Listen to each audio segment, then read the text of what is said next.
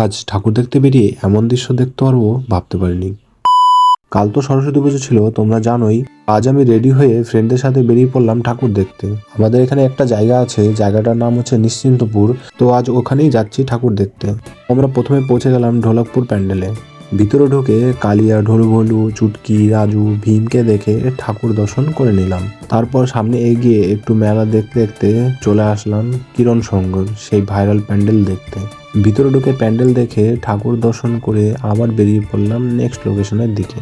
প্যান্ডেলের বাইরে থেকে দেখতে যতটা না ভালো ছিল, তার থেকে ভালো ছিল ভেতরের দৃশ্যটা। প্যান্ডেলের ঠাকুরটা দেখে আমি তো অবাক হয়ে গেছিলাম। তারপর আমরা পৌঁছে গেলাম কিউট সরস্বতী ঠাকুর দেখতে। আর এই প্যান্ডেলটাতে অন্যান্য প্যান্ডেলগুলোর থেকে একটু বেশি ভিড় ছিল। ভিড়টা পার করে ফাইনালি আমরা ঠাকুর দর্শন করে নিলাম। আর ঠাকুরটা দেখতে এতটা কিউট ছিল, মনে হচ্ছিল শুধু দেখেই যাই। বাট কি করার, আবার বেরিয়ে পড়লাম নেক্সট লোকেশনে। তো সামনে কিছুটা এগিয়ে দেখি মেলা বসেছে। মেলা দেখে সামনের দিকে এগিয়ে প্যান্ডেলের সামনে চলে আসলাম। তো প্যান্ডেলের ভেতরে ঢুকে ঠাকুর দর্শন করে আমরা আবার বেরিয়ে পড়লাম নেক্সট লোকেশনের দিকে।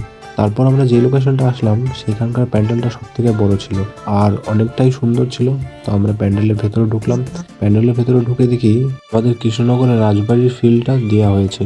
তো আমরা তাড়াতাড়ি প্যান্ডেল ঠাকুর দেখে আবার বেরিয়ে পড়লাম আমাদের লাস্ট লোকেশনে। যুব সংঘের প্যান্ডেলটা ভালো ছিল আর ভেতরে অ্যাম্বিয়েন্সটা খুব সুন্দর ছিল। আর ঠাকুরটা দেখতে তার থেকে আরো বেশি সুন্দর ছিল। প্যান্ডেল থেকে বেরিয়ে হাঁটতে হাঁটতে চলে আসলাম মেলার ভেতরে। ওখানে একটা পকোড়ার দোকান দেখে আমরা ওখান থেকে ব্রেড পকোড়া আর লঙ্কার পকোড়া অর্ডার করে দিলাম। আমাদের পকোড়া রেডি হয়ে গেছিলো, নিয়ে খেতে লাগলাম। এবার খাওয়া দাওয়া করে বাড়ির দিকে বেরিয়ে পড়লাম। আজ এতটুকুই, আবার দেখা হবে নেক্সট ব্লগে। তোমরা কোথায় কোথায় ঠাকুর দেখলে কমেন্ট করে অবশ্যই জানিও।